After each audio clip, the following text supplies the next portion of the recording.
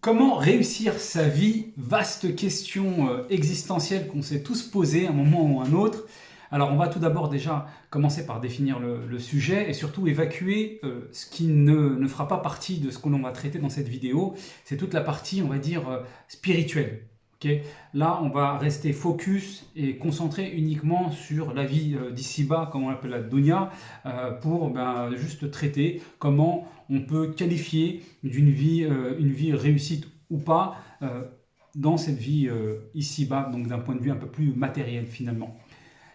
Alors, c'est un sujet qui m'a intéressé parce que comme tu le sais, bon, j'ai pas mal voyagé, je me suis pas mal expatrié et je me suis rendu compte que très souvent quand j'échangeais avec des gens finalement de tout horizon, de différentes cultures, différentes nationalités, la définition finalement de la réussite était souvent similaire, était souvent la même.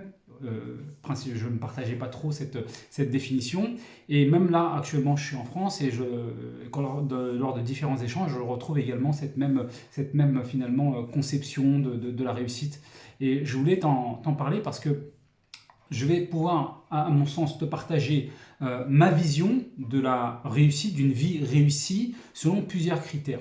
Premier point, bien entendu, les finances. Lorsque l'on juge de la réussite finalement d'une vie, cela passe effectivement par l'évaluation quelque part d'un patrimoine. Qu'est-ce que tu as un petit peu accompli d'un point de vue économique, financier, que ce soit en termes d'épargne, que ce soit sur des investissements, une entreprise, ton niveau de salaire et ainsi de suite. Effectivement, la finance est le premier critère qui ressort tout de suite parce que nous devons, en tant qu'être humain, satisfaire à nos besoins primaires. Se loger, manger, se divertir éventuellement et autres.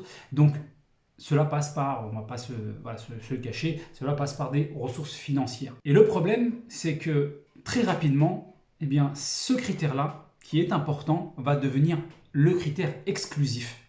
Pour la grande majorité des gens, une vie réussie est proportionnelle au patrimoine que l'on a à la fin de notre vie.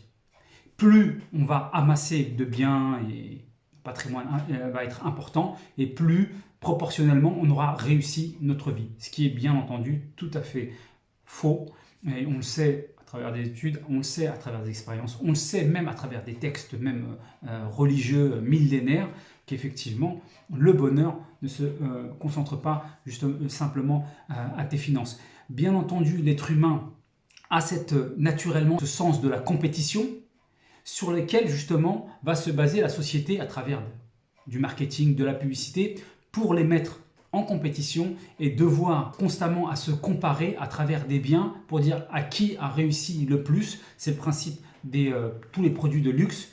On a un produit de luxe pour le montrer aux autres, pour se démarquer des autres, pour montrer au système, montrer à la société que nous sommes dans une caste supérieure. C'est le principe, tu le vois d'ailleurs souvent quand tu vas dans l'avion, ceux qui sont assis en business class, ainsi de suite, moi ça me fait toujours marrer. Comment tu vois, tu sens qu'il y a ce besoin de dire voilà, je suis quelqu'un. Tu vois, et c'est le même principe pour les marques de vêtements de luxe ou les produits autres, sacs à main et autres. Il y a toujours cette volonté-là. Et c'est cette compétition naturelle qui existe chez l'être humain pour constamment être en compétition et essayer d'amasser le plus de biens possible. Le problème de tout ça, bien entendu, tu l'as compris, c'est que ça se fait au détriment de tout un ensemble d'autres critères qui ne sont même pas pris en compte, dont beaucoup ne prennent même pas conscience de son importance. Et c'est qu'une fois qu'une vie est bien entamée, voire quasiment sur la fin, que l'être humain se rende compte qu'effectivement, il n'est pas plus heureux. Certes, il a acquis plus de biens, mais au final, est-ce qu'il est plus heureux? Est-ce qu'il est en harmonie avec ses valeurs, ses principes? Est-ce qu'il est satisfait finalement de tout ce qu'il a accompli? Le deuxième critère qui, à mon sens, est extrêmement important et que moi je vais prendre tout de suite en compte, pour à la fois me concernant et à la fois lorsque je vais échanger avec quelqu'un et évaluer un petit peu comment il gère sa vie, c'est justement la qualité de vie. Quel est son niveau de qualité de vie? Cette qualité de vie va reposer sur plusieurs points. Premièrement, la quantité de stress. Est-ce que tu as un niveau de stress extrêmement élevé? Tu sens que tu es extrêmement tendu. Tu dors mal la nuit parce que tu réfléchis beaucoup, tu as beaucoup de problématiques, tu es engagé dans beaucoup finalement d'investissements ou d'actions qui te mettent sous pression. Tu dors mal, tu manges mal, finalement, tu es pas bien dans ton quotidien. Okay, ça va être un point important, le niveau de stress. Sachant que le niveau de stress a des conséquences, à la fois en termes de qualité de vie, de pression au quotidien, à la fois ça amène des grosses tensions familiales.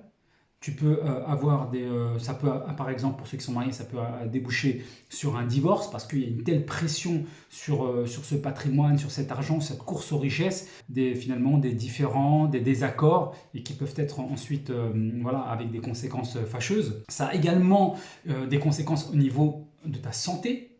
Le stress génère des maladies, c'est des petites maladies. Voilà, des réactions cutanées ou autres, et parfois, bien sûr, ça peut être beaucoup plus grave, comme des cancers, ainsi de suite. Donc tout ça, moi, je vais le prendre en compte, le niveau de stress. Et c'est pour ça que, par exemple, je vais parfois me lancer dans certaines activités ou dans certains investissements ou autres, mais je vais toujours regarder, est-ce que ça va me générer beaucoup de stress? Si ça me génère beaucoup de stress, eh bien, ça ne m'intéresse pas. Si c'est gagner un peu plus et engendrer énormément de stress, je ne vais pas trouver ça intéressant. Okay, donc ça, c'est un point qui est important, c'est le niveau de stress par rapport à ma qualité de vie. Deuxième point important, c'est au niveau de mon temps libre. Est-ce que j'ai du temps libre finalement? C'est bien d'avoir des actions, des investissements, certaines activités, ce que tu veux, mais est-ce que j'ai du temps libre pour moi à me consacrer? Le troisième point qui est extrêmement important, c'est le milieu. Dans quel milieu je vis? Ça, c'est extrêmement important. C'est le milieu, c'est-à-dire l'environnement de ton quotidien. Est-ce que tu habites dans un endroit qui est surpeuplé, dans une zone qui est très dense, très urbaine, et donc qui génère énormément de stress, d'anxiété, parfois d'incivilité, de violence? Ou est-ce qu'au contraire, tu côtoies la nature, tu as accès facilement à de la montagne, à d'autres activités naturelles qui te détendent, bien entendu? Ça va être un point qui est très important. Et ces différents points qui vont finalement définir un petit peu ma qualité de vie, encore une fois, la gestion de stress, le milieu dans lequel je vis, mon temps libre. Il y en aura d'autres qu'on peut encore ajouter, mais déjà ces trois points-là, et bien c'est ces points-là que je vais prendre en compte justement pour qualifier si j'ai une bonne qualité de vie et donc du coup, est-ce que je suis satisfait de ma vie, de la façon dont je gère ma vie. Troisième point, c'est l'éducation. On l'a vu dans le premier point, c'est la finance, ok? C'est nécessaire. Mais j'ai vu que la finance n'est pas le critère exclusif et ne doit pas se faire au détriment de ma qualité de vie. Donc le deuxième critère.